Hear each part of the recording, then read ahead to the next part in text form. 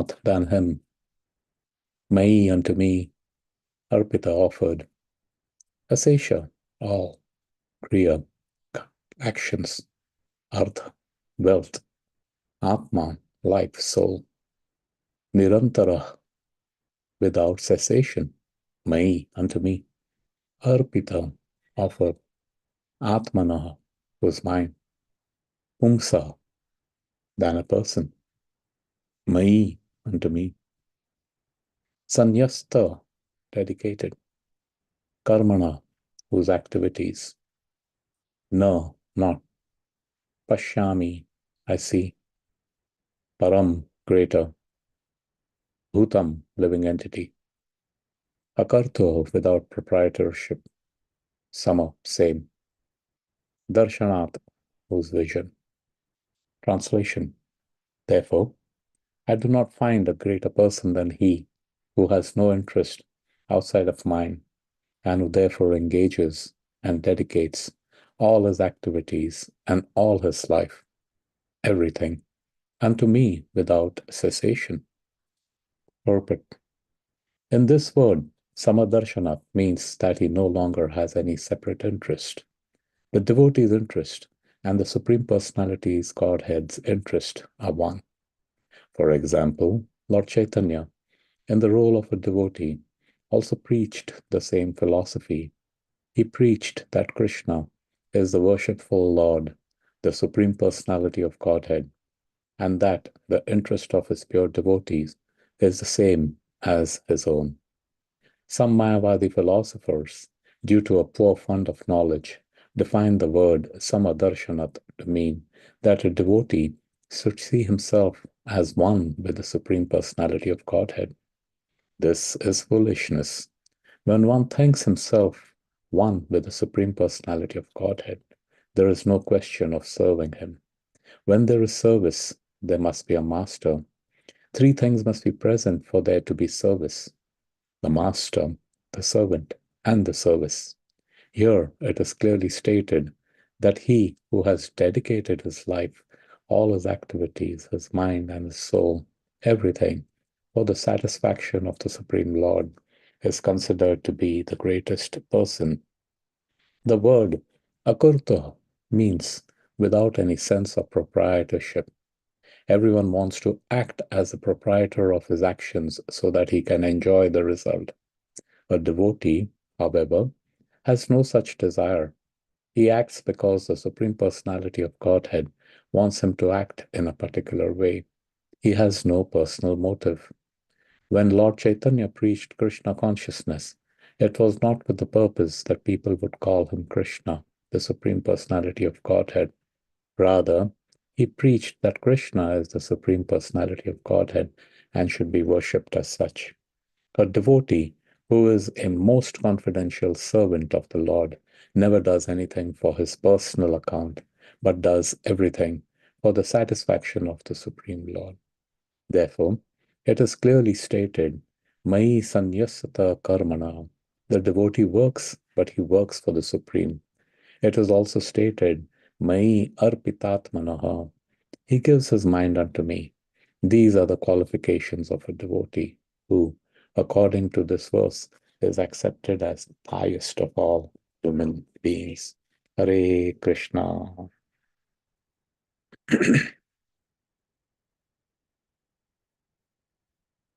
We will chant the Mangalacharan prayers. Hare Krishna. Om Namo Bhagavate Vasudevaya. Om Namo Bhagavate Vasudevaya. Om Namo Bhagavate Vasudevaya.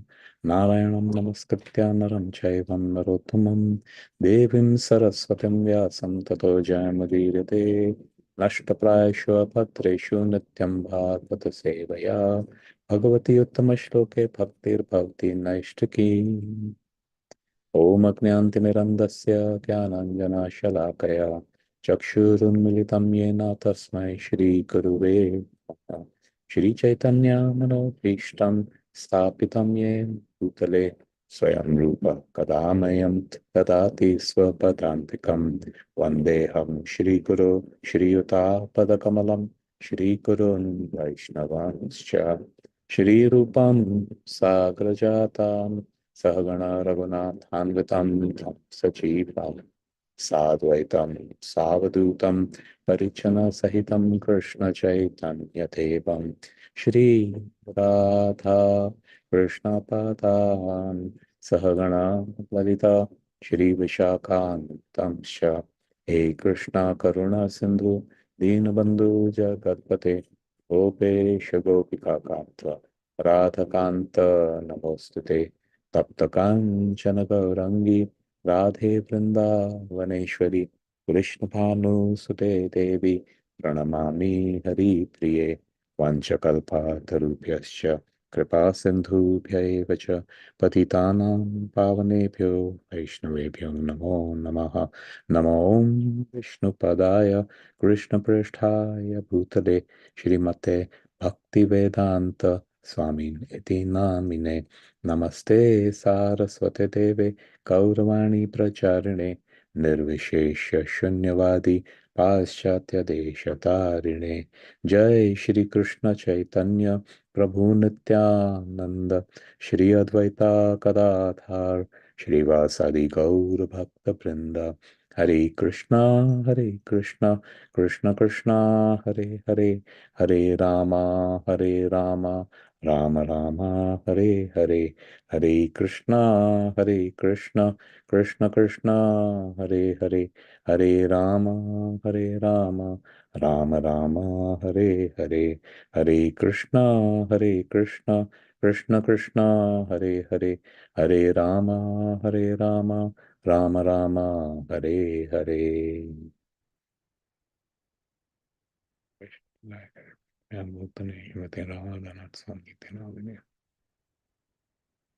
Hare Krishna. So this verse, Prabhupada so nicely explained, who's the perfect being. In fact, Prabhupada has said the perfected state of a human being is called a devotee. So devotee has all perfections. Of course, we have a lot of imperfections, the four defects of the material nature. The very fact that we're here in this material world, it's defective. But even then, with all these imperfections, you could still attain perfection. And that is through devotion, bhakti, yoga. And what devotion, bhakti, yoga means is that we align. There is no interest, there is no desire which is separate from Krishna. Krishna is the center of everything. So every thought, word, deed, whatever it is that we have is all for Krishna. Our current state is such that whatever thought, words, deeds that we do have is for our own interest, ahamta, mahamta. We will see in these coming slides what it is. So, uh, it speaks about Prabhupada in this purport as described, the devotee. One of the characteristics of the devotee is that he or she does not have any interest which is separate from Krishna. What it is that will please Krishna, any activity that we do. There is a nice pastime of Bhakti Siddhanta Saraswati Thakur. You must be knowing this, that when Bhakti Siddhanta Saraswati Thakur, he had his two brahmacharis, and they were excellent orators, and they used to share Krishna on Bhakti Siddhanta Saraswati Thakur's orders. They used to go out and share Krishna consciousness with everybody. And it so happened that once a major program was organized, and hundreds and large number of crowds were going to be present, and they were very, very excited.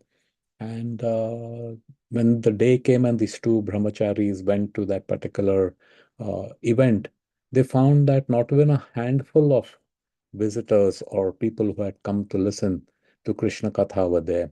And it was such a letdown. From so much it was built up that, wow, so many people are going to get to hear Krishna consciousness. And now it's just a few, you know, people. It was a huge disappointment, all the anticipation, etc.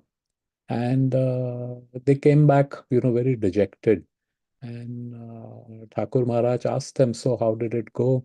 And they says, Guru Maharaj, we expected so many, but not even a fraction of people turned up, then at that point, Bhakti Siddhanta Saraswati Thakur Maharaj gave a very important instruction. He says that when you are sharing Krishna consciousness, when we called preaching, right?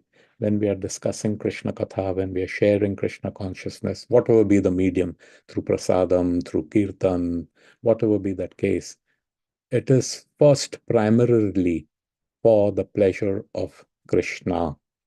So, whatever bhakti, any act of devotion is always with the intention that it is for the pleasure of Krishna. And then Maharaj went on to say, never mind, even if nobody comes, preach to the walls. Even if there's an empty room, you get it? Krishna Katha discuss with the walls because that pleases Krishna. Of course, the other's benefit is how do you say other jivas that listen to Krishna Katha? It benefits them definitely, but the primary intention. So, this is what bhakti is. Krishna is in the center, and his pleasure is the only condition, is the only motivation for a devotee to do anything and everything. So that is what is not having separate desires from that of Krishna. And then other is the sense of proprietorship. A devotee is someone who is self-realized. Through self-realization, one gets to know God realization.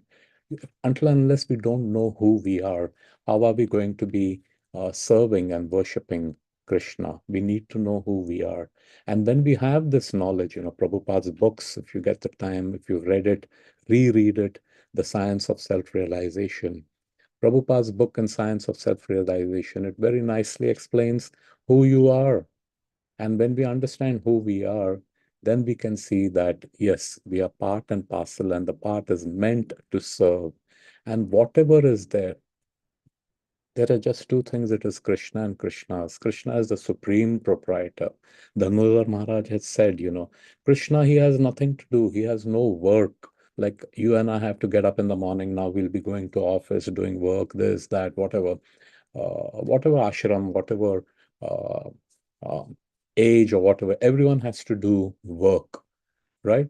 And most of the people do not enjoy the work that they do. There are very few people who actually love the job that they're doing, but they have to do because there is a compulsion to do work. So Maharaj was explaining that there is no, Krishna doesn't have work. Think about it. The most powerful, just by him willing, just by him thinking of something, it can happen. That's who Krishna is. Now, how this works out is that he is the supreme proprietor. Proprietor is the owner, full control over something is called proprietorship. He is the supreme proprietor. Being the supreme proprietor, he becomes the supreme controller. That's what he is. Supreme proprietor, supreme controller. And when you own and you can control something absolutely, there's nothing else left for you but to enjoy. And therefore, he is the supreme enjoyer. That's who Krishna is. And we understand this, we are the part and parcel, then we see that there is nothing which is mine. Nothing which is mine. All there is. Correct? Whatever there is all his. We, because of our conditioning, because of our ignorance and all these anarthas that come along this package, it's the whole package, this material world, we think that we are the proprietor. So much so that even when we get chance to do devotional service, we get caught up. This is my seva. This is the seva which gives me pleasure.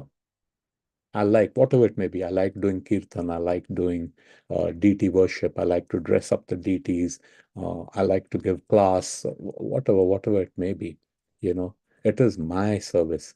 And I get so much. So my Guru Maharaj, His Holiness Radhana Swami, says that be attached to serving, not to the service. So if the temple leadership tells you that, okay, you don't do deity worship now, you have to go and clean the temple premises very happily. Because a person who has that level of understanding, a pure devotee, knows that he has no desire separate from Krishna. And how do we know what is Krishna's desire? It comes through his representatives, Guru, Sadhu, Vaishnavas, their instructions. So obedience to their instructions is one of the way how we can align our interests and desires with Krishna. Hare Krishna. Now we can understand, we have some background about this service, uh, I'm sorry, about what is the interest and desires, how we can align that. If you see over here, everything comes down on one single point, which is service, seva. Very, very important, seva. And for seva, there have to be three components. One is the person who's being served, called the master, the person who's doing the service, the servant, who's rendering that servant, and then what the service itself, the nature of that service itself is. So, service can take many forms, but the master remains one, unique, that is Krishna. So, whatever service is being done finally comes to the lotus feet of Krishna. There are infinite number of servitors, but person, the object to whom the service is rendered, is one. Similarly, there are innumerable types of services, innumerable type. Devotional service, is sometimes synonymous with anything that is what we think is spiritual. And we make this distinction, this is spiritual, material. Yes, necessary, it should be there, spiritual and material. It is very, very necessary for us to at least get a basic understanding so that we know what to do, what not to do. However, if we apply the principle of Yukta Vairagya, anything and everything can be used in Krishna's service. After all, everything is His. Everything is His. All we have to figure out is what our intention is, for whom this is going to benefit, who is going to be the recipient of the results of this service, right? So this is what, because of this, there are infinite number of services that you can do. Typical is, the temple services, deity worship, you do puja, bhoga, you're cooking, you're offering bhoga, you're doing kirtan, so many. These are the standard ones. But even your uh, act of brushing your teeth could be seva, because if our consciousness is such that I need to clean my mouth, I'm going to be doing japa. Japa is no different. Mahamantra is no different than Krishna itself. Cleanliness is next to godliness. And if I have that kind of consciousness, something even so mundane and ordinary as brushing your everyday activity, as long as we have this consciousness, why am I doing it? As long as we are thoughtful, why we are doing it, that itself becomes bhakti. That itself becomes a devotional, an act of devotional service. Hare Krishna. So, dear devotees, we will go into a little more details about, how to align our interests and desires with Krishna. Okay, now we have some background, we have some understanding. So let's see how we can. Now, we had told earlier that there is this problem that we have in the material condition. And this problem is that our desires are separate from Krishna's. I mean, Krishna is nowhere in the picture, completely out of the picture. And we are the ones who are in the center of everything. So, if we understand, first of all, the problem, we need to understand there is an abnormal state and there is a normal state. So, if we see reality, as we had mentioned before, reality is only Krishna and Krishna's, whatever there is. There's nothing outside of this, there's nothing separate of it. We think that spiritual and material, all these distinctions that we are making, the different gradations that are there in of a devotee, from the neophyte to the Uttama. Yeah, they are there, but it has a particular purpose. However, everything, even the material, is Krishna. So we see all this nonsense which is going around, all that is still within Krishna itself. So beautiful. Krishna is, everything is within Krishna, and still Krishna is without, outside of everything. So this is reality, Krishna and Krishnas. This we should be very clear about. There is nothing outside of Krishna and Krishnas. Now, if you see, when we can get to understand this, that's where we get aligned. So you also know further understanding is Krishna, Shakti, and there is Krishna, the Shaktiman, and his energies, Shakti. Shakti is energy, Shaktiman is the possessor of these energies. And there are these three categories: internal, marginal, external. So if you see in this diagram, there is a way where Krishna is in the center. Then we has the material, the spiritual internal energy. Then he has the marginal, this is who we are, marginal energy. And then there is the external energy. Everything is properly aligned. So when the marginal energy is in contact with the internal energy, that is a normal state. However, we have the free will, and the marginal energy, the Jivatma, has a choice. He or she could either be attached to the external energy or to the internal energy. When he gets attached to the external energy, then Krishna is no longer in the center. He comes into the center. Hare Krishna. So this is a perfected state. This is what reality is, what we're talking about, being in sync. Hare Krishna. When that happens is when the jiva aligns himself with the material energy, he assumes a false identity. And he has no understanding of who he is because he identifies himself with the gross and the subtle body. And whereas who his real identity is, the spirit soul, it's just um, non-existent. Of course, the soul can never, uh, it always exists. But from a consciousness perspective, no idea of who he is. And if we do not know who we are, then whatever any endeavor that we take is only going to end up to be messy. So we can see in our life, there is no satisfaction.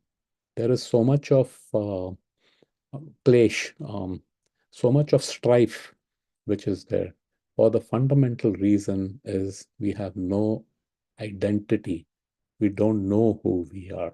And it's just like in the dark, we're running wild here and there, stumbling, uh, crashing into things, crashing into others.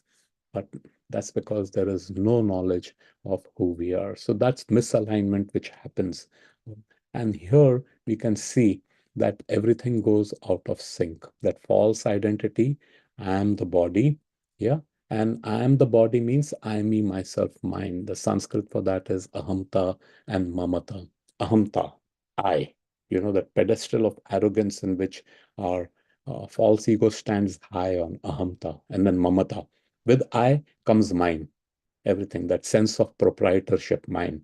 Yeah, yeah. My wife, my house, my this, my that. Correct. So Krishna has displaced our uh, our convoluted thinking, the mind, we displace Krishna and put ourselves in the middle. And this is the root cause where the disalignment comes. I was looking at this picture and it spoke many things, what we see over here. This is our life. If you look at the life, you could see the analogy of the railway track and the this life from birth, womb to tomb. We have a certain destination where we need to go. And the rail, our life is going on these two tracks, which is over here. If it is a devotee, it's perfectly aligned and you get to your destination. Here, what happens is when Krishna has been removed from the center, our choice, and we put ourselves in the center, there is this disconnect. So it can come up to a certain point and then it will only crash. It will only crash. Of course, then you get another life, another chance. Look at it, reincarnation is another chance. But same thing repeats over and over again. Hare Krishna. So, how do we align our interests and desires with God? Such a nice, I don't know from whom quote this is. When you align yourself with God's purpose, as described in the scriptures, something special happens to your life. So this alignment, how do you align thoughts, words, deeds, desires with that of Krishna? We don't know anything about Krishna, just a little understanding. So how? What is the method? So there are these scriptures. It's the truth. It is about Krishna and Krishnas. So when we follow the scriptures as explained, these purports, correct, by pure devotees who know, who understand, then something special happens in our lives. What is that something special? Something special is the elevation of our consciousness. Then gradually that I, which is there, ahamta mamata in the center, slowly starts moving out, and Krishna, we are completely alignment. Krishna comes into the center. So whatever has to happen will happen. That is karma, what they say. Dhanodhar Maharaj, again quoting him, karma is what happens, destiny is what you make of it. So that will happen when something special happens, when there is this alignment and we can see it uh, in our for those who are practicing Krishna consciousness. Gradually, you can see the changes which is happening to the character and the personality. Hare Krishna. So this is what will happen. You need for the special thing, whatever happens, for this something special to happen. One is you need knowledge, practices, and that's where alignment. So Krishna consciousness is the process where we align our thoughts, words, and deeds with Krishna's desire. Hare Krishna. What you need for it is the 3 Ds: dedication, determination, and discipline. We don't have much time, so we'll present this as it is. And then, of course, if anyone has questions, we could post it in the Nityam Bhagavad Sevaya and discuss this a little more. And the famous ABCDs of Krishna consciousness, association, books, chanting, diet, but alongside with it, keep in mind, always be careful and diligent. Always be careful and diligent. There are certain processes that we need to follow. That's what we need to do it. Don't do it mechanically. Carefully chant. Careful chanting requires attentive hearing. Hare Krishna. So always be careful and diligent with association, books, chanting, and DT, worship, and your diet, what we are consuming. And we can do this gradually. Something special will start happening in our lives. Thank you very much, dear devotees. Srila Prabhupada ki jai.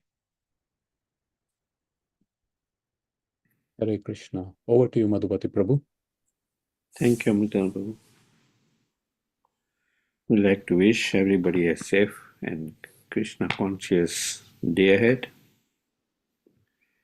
I hope you all had happy Pandav Nijala Ekadasi yesterday. And you all have broken your fast. If not, you can break your fast. I think the Parna time is still almost 10 o'clock. We like to offer our prayers to the Supreme Lord by chanting Hare Krishna, Hare Krishna, Hare Krishna Hare Krishna, Hare Krishna Hare, Krishna, Hare Rama, Rama, Hare Rama, Rama Rama, Hare Hare, Hare Krishna, Hare Hare Krishna, Krishna, Krishna Hare Krishna, Krishna, Hare Hare, Hare Krishna Rama, Krishna, Hare Rama, Hare Rama Rama, Rama, Hare Rama, Hare Krishna, Hare Hare Krishna, Krishna, Krishna Krishna, Hare Hare, Hare Rama, Hare Hare Rama, Rama, Rama Rama, Hare Hare. Krishna Singho, Jaya Singho, Jaya Jaya Singho, Praladesha, Jaya Padma Mukha Padma Bhingam. Ugraveera Maharasham Janantam Sarvatomukam Nrsimham Bhishana Bhadram Nityam Nityam Namamiham.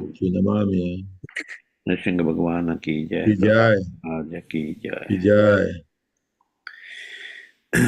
Let's offer our humble obeisances to all the Assembled Vaishnavas. Vancha Vancha kalpatarubhyascha Kripa Sindhu Patitanam Patitanam Pavanebhyo Vaishnavebhyo Namo Vaishnavinda ki jai. Jai, Bhagavatam ki jai. Srila Prabhupada ki jai. Jai. Gaur Premanande Hari Hari. Hari Hari Hari. Thank you, Amritanda. Thank you, everybody. Thank you, Hare Hari Krishna. Bol. Hare Thank Krishna. you. Thank you, Prabhuji. Hare Krishna.